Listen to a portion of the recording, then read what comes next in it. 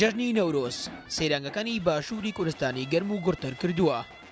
بە جۆرێک لە سەیرانگەی دڵۆپە دەنگی دهۆڵ و شایی بە تەواوی سەیرانگەکەی تەنی بوو.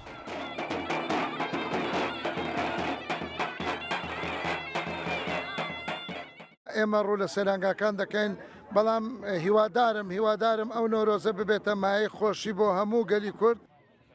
نەورۆزی ئەمساڵ بۆ هاونیشتیمانیانی هەرێمی کوردستان جیاوازە، چونکە هاوشانە لەگەڵ قەیرانە داراییەکە. ئەمەش وای کردووە کە خەڵکی بیر لە کەمکردنەوەی خەرجیەکانیان بکەنەوە و بشڵێن ساڵ بە ساڵ خۆزگەم بە پار. وەڵێ نەورۆزی پار و پێرار خۆشتر بوو.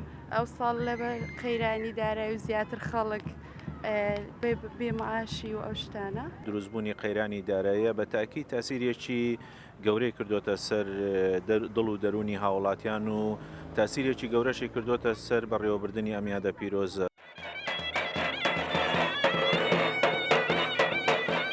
جگە لە خەڵکی باشوور، ئاوارەکانی ڕۆژ ئاوای کوردستانیش بە بۆنەی جەژنی نەورۆزەوە ڕوویان لە سەیرانگاکان کردبوو. هەرچەندە ئەوان خەمی گەڕانەوەیان هەیە، بەڵام نەورۆز ئەو خەمەشی لەبیر ئەوان بردبووەوە. يعني ام اعتبار ناك ام جيكي غريب ام كردستان يعني خوش وكا قامشلون الكلمه وكا قامشلون يعني فرقينيه تمي بكيف وبعشق وكيف متى وان شاء الله يا رب يعني بيدك خوش ترببه.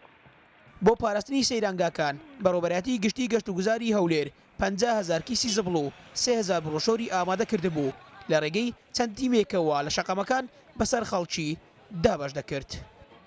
سەیرانگاکان هەمووی ئامادەیە، بەتایبەت ئەو سەیرانگانێک کە خەڵک سەردانی دەکەن وەکو دڵۆپەیە و هەنارە و خانزاد و ئەوانێک کە ڕێژەشی زیاتر خەڵک سەردانیان دەکە، تیمەکانمان لەوێ هەموو ئامادەن. لە ڕۆژانی نەورۆز 1840 ئەفسەر و کارمەندی پۆلیسی هاتوچۆی هەولێر لە ئەرکدان بۆ ئەوەی چاودێری شەقامەکان بکەن.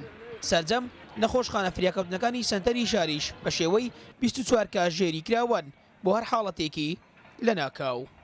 لەگەڵەوەی هێشتا قەیرانی دارایی و سیاسی باشووری کوردستان بەردەوامی هەیە، بەڵام ئەو قەیرانانە هێشتا نەبوونەتە ڕێگر لە بەردەم ئەوەی کە خەڵکی ئەمساڵ بۆ جەژنی نەورۆز ڕوو لە سەیرانگاکان نەکەن.